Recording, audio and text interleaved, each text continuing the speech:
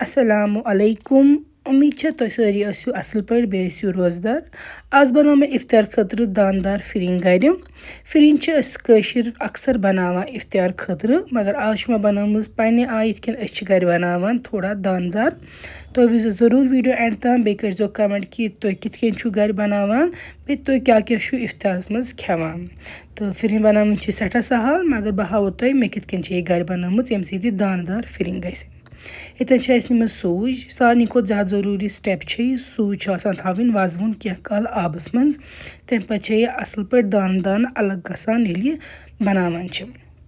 वे निमो अकिस बानस मज दोद तो यीजा तुम फिरिंग बनावन तमे हिसाब तुम दोद नुन ज्यादा या कम यूत नफरन खतर तुम बनावन यूत नफरन खतर तमे हिसाब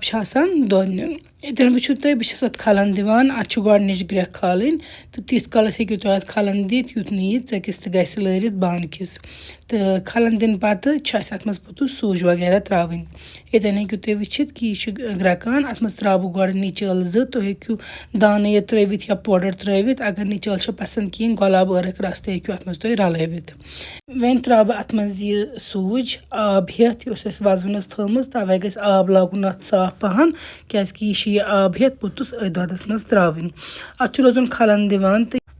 ग्रक ये अत खसान तम पत रलाव यह मिल्क मेड या कंडेंस मिल्क हेकु तुम कुन कंपनी हुंद अनित यह जरूरी कह खास कंपनी हुंद गस आसुन तो यह ऑप्शनल मगर अम थोड़ा मजदार फिरिंग गसान खंड रलावो कम क्या हुत मज मिल्क मेडस मज गोडे खंड आसान तो अगर तुम मिल्क मेड रलो ना कहें तेल त्रोस खंड थोड़ा ज्यादा पहन चोर पहन तो ये मे मज रलोमुत वन किशमिश या तुम हेकु पन्ने चॉइस ड्राई फ्रूट रलवित खोपरू ज्यादा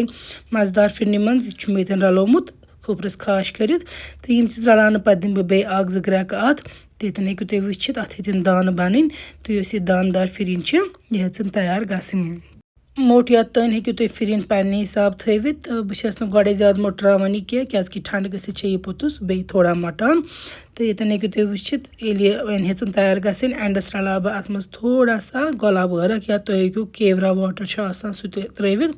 यह बस बिल्कुल हल्का त्रावन जरूरी कह अस गई फिरिंग तैयार दानदार यह करो वन डिश आउट तो अस पे जाए गर ठंड फिरिंग खेवान अस सो पसंद तो तुम लिखो कमेंट्स मज कि तुम गर्म फिरिंग खेवान या तरिन क्या लुक सरद कर खेवान सन पे मगर क्या तम तो यम गर्म फिरिंग खेन पसंद करान तो जरूर कर कमेंट कि तुम किस बासो यह सन सिंपल साद रेसिपी जरूर वन कमेंटन मज कि तुम कम सो इफ्तार करान बब्र त्रेश चवान आब सो खजर खेवान तो अस पे जाए गर बब्र ब्योल तो खजर सो इफ्तार खोलान तो तुम थो दुआओं मज पन्न जरूर याद इंशाल्लाह समको बे जल्दी बाकी रेसिपी सत।